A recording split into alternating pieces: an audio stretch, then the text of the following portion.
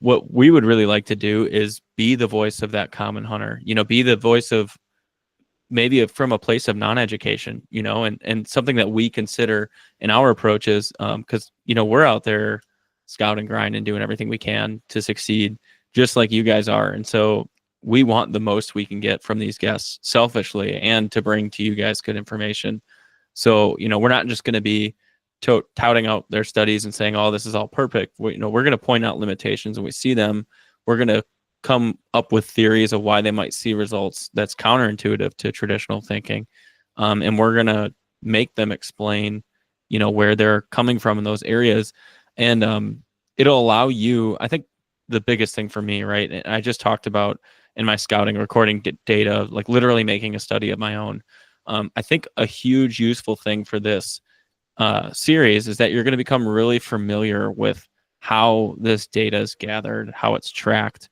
And it's actually just a lot. I know study can be an intimidating word and data can be an intimidating word, but it's really, really quite simple once you get more familiar with it. Mm-hmm. And I think what this is going to do is you're going to hear our questions to these experts, and it's going to get your gears turning on, okay, how can I employ this in our area, in my area? And you're going to start to ask yourself questions of how can I gather a data like this study is? Because now I'm seeing the use of this data acquisition. Now I'm seeing the use of gathering intel via trail cameras. We'll go to our first episode already. How do I see the use of these things, and how can I use them for myself? And through our questions to a lot of these people who are running these studies and a lot of the experts that are using the tactics gathered from these studies, you're going to see how to employ that for yourself. So like we've always said, you're going to get plenty of examples that will or will not apply to your situation. And the key is to be able to analyze your situation and decide for yourself what's going to work and what's not going to work.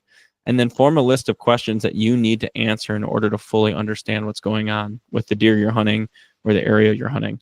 And when you get familiarity with this kind of research that's being gathered, how this data can be misconstrued, how it can be useful, all those things, it's going to allow you to do that on your own scale.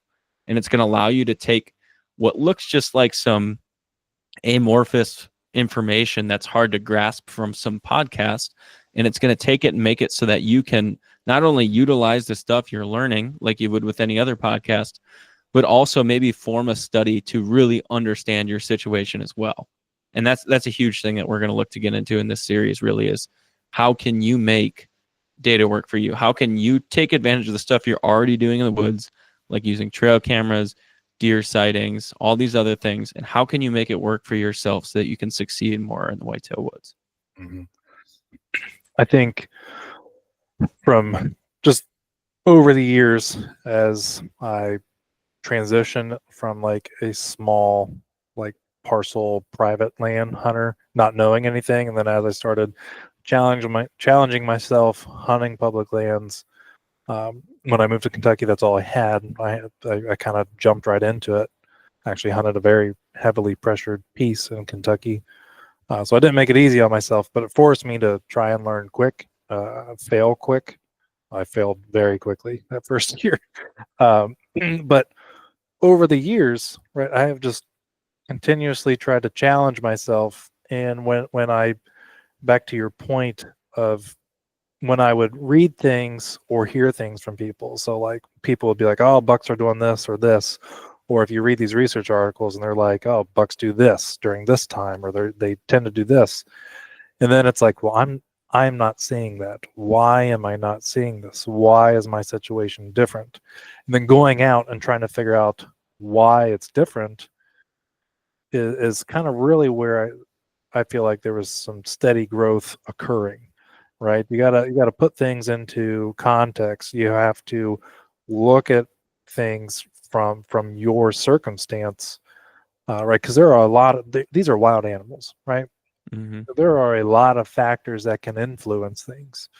The biggest thing I would say for a lot of us on public relates back to pressure.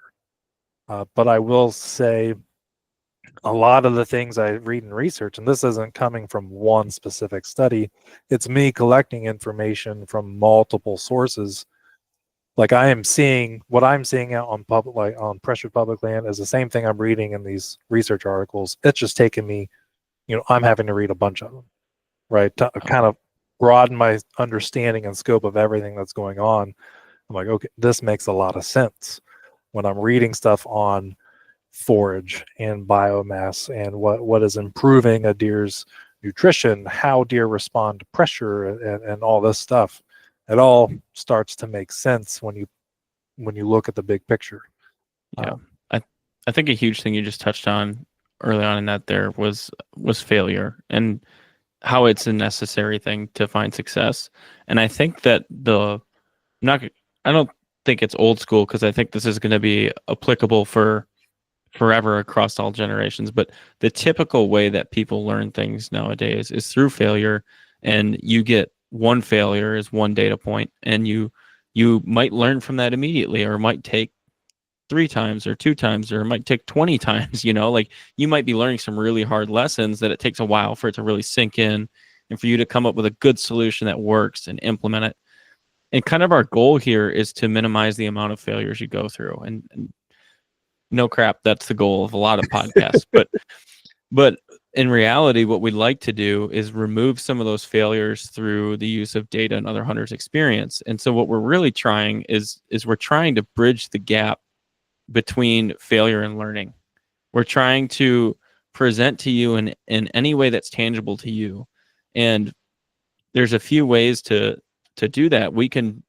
There's the give a man a fish approach, right? We can give you our individual cases of failure, and we can give you a study that represents what's actually going on to prevent it. And that will prevent one failure or prevent one tactic. It'll prevent you from making certain mistakes, right? And you'll learn, and that's a good way to do it, but it's very manual. It takes you listening to a lot of different podcasts, a lot of different perspectives, considering all those perspectives, trying them all out, going through a lot of failure, finding the ones that work, and then developing your style. And that's what everyone's doing nowadays. Is everyone that's really invested in this is listening to people. They're gaining these perspectives, and they're working their asses off to try and gain some skill and build success over time. But the teach a man to fish approach would be, how can you eliminate those failures in your own realm? How can you conduct your own study? How can you gather this information that these experts are already gathering at a zero cost, and in terms of what you're already doing? How can you make this stuff work for you? And so our goal is to give you as many reps as possible with that data. And the more reps that we give you with analyzing studies, breaking them down, seeing what they can really do for you, the easier it will be. And the more we ask experts how the common man can do this, the easier it'll be for you to be able to eliminate those failures at a really large scale and learn a lot quicker. And that's just really our goal. Like Josh and I are eating up with deer hunting, just like all of you guys listening right now. So we're on the same journey with you. And I think that's the beauty of it, is we don't have any misconceptions about being experts in any of these fields. Like we're learning, sometimes we're luckier than others, but like, I think that's the beauty of having us as hosts, is that we've been dedicated to it for a while.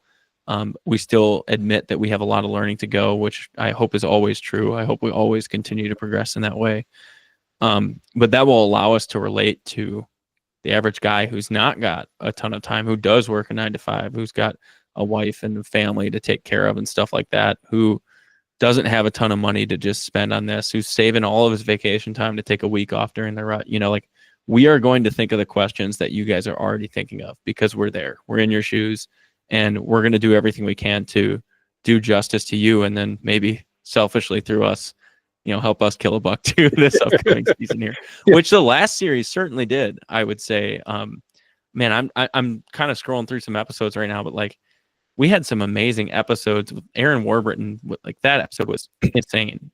Bronson Strickland, we broke down his studies in a way that I've never seen done before. And that's not me just trying to toot my own horn here, but it was really interesting. The way that Greg broke down rubs in his episode was crazy. And we just kept like building upon our own knowledge. And we actually used these guests to build upon each other. And I can't wait to see that be done in a hard number standpoint, and then see our experts pay credence to what all these studies are talking about.